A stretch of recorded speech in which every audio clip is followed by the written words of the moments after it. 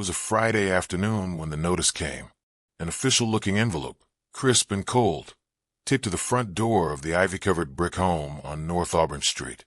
Miss Lorraine, 78 years old and a retired school librarian, tilted her head and squinted through the thick lenses of her bifocals. Her gnarled fingers trembled slightly as she peeled the tape and unfolded the letter. The first line hit her like a falling piano. Notice of eviction, effective immediately. She stumbled back onto the porch swing, her breath catching in her throat. The cup of tea she had been sipping just minutes before slipped from her lap and shattered across the concrete. She hadn't sold her house. She hadn't agreed to move. Or at least, she hadn't understood that she had. 3 weeks prior, a sharply dressed man had rung her bell. Slick hair, smooth talk, and a smile that never quite touched his eyes. He said he was from the city, conducting structural assessments for historical neighborhoods, and needed her to sign a permission form. She had offered him sweet tea. He had charmed her with talk of preserving heritage. She remembered signing something, though she hadn't been wearing her reading glasses that day. Now, her name was no longer on the deed. By dusk, a moving van appeared outside her home, uninvited. Men in overalls, brusque and unsympathetic, began boxing up her life. Her late husband's medals, the antique bookshelf passed down from her mother, the baby shoes of the son she raised alone after her husband died in Nam. It all went into cardboard without her consent. She sat silent on the curb, too stunned to cry. The next day, news of her sudden eviction began circulating at the local Baptist church. Mrs. Lorraine had lived in that home for over 50 years. Everyone knew her. Everyone loved her. But there was nothing anyone could do, at least, not until the following Thursday, when her son arrived. Captain Daniel Reeves didn't knock. He didn't call. He marched straight into the local zoning office, wearing full military dress, though he had retired from active duty almost a decade ago. His presence commanded silence. The clicking of keyboards stopped. A man behind the glass partition looked up, hesitated, then stood instinctively, unsure whether to salute or run. Daniel wasn't just any veteran.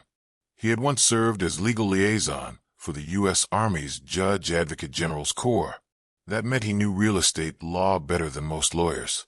And more importantly, he knew how predators operated. He had seen it all. Manipulated contracts, predatory clauses, forged initials. When he reached the receptionist's desk, he placed a weathered file folder down with quiet force. Inside were records, the original deed, medical documents showing his mother's visual impairment, and copies of the sale agreement obtained from the county registrar, all signed on a day when Mrs. Lorraine had been treated for vertigo. "You have 72 hours to reverse the transfer," he said, voice low, steady, and controlled like a bomb about to detonate. "Or I go to court. And when I do, I won't just bring lawyers. I'll bring Channel 5, Channel 8, and every veterans group in this state." The receptionist didn't say a word. She simply picked up the phone. By Monday morning, the hearing was scheduled. In the courthouse hallway, Daniel stood beside his mother, who wore her Sunday best and clutched her purse like it was the last piece of dignity she had left. Across from them, the property developer leaned against the wall, still smug, still in his $1,000 blazer. He recognized Daniel too late. His eyes widened when he saw the stack of folders, color-coded and tabbed with military precision. "I hope you've prepared, Mr. Kellerman," Daniel said quietly as they were called into court. "Because I have." The courtroom was smaller than expected, but the air was heavy, thick with anticipation. The judge, a woman in her early 60s, with a silver bun and reading glasses perched low on her nose, adjusted her robe and called the hearing to order. Daniel didn't flinch.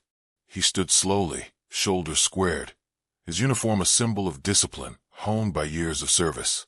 The opposing counsel, a younger man with too much gel in his hair and a rehearsed smile, launched into a speech about legal paperwork, binding signatures, and market rates.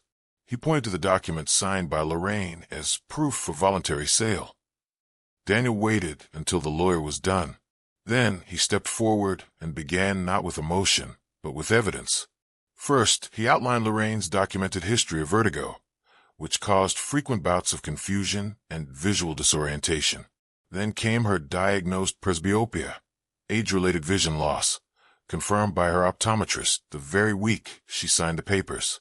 He laid before the judge a statement from Lorraine's physician, indicating she had been unfit to review legal documents without assistance.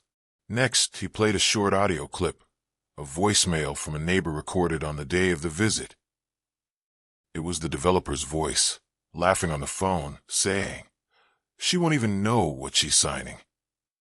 Gasps erupted in the courtroom. Even the judge's eyebrows lifted. Finally, Daniel held up a photograph of his mother, sitting on the porch swing, the same one from the day she was evicted. Her expression in that image was the closing argument no one could refute, betrayed, broken, unaware of the storm that had already hit. "My mother taught children to read for 40 years, Daniel said, his voice catching for the first time. "She served her community longer than I served my country. The house isn't just wood and nails. It's everything she has left." The silence that followed was louder than any speech.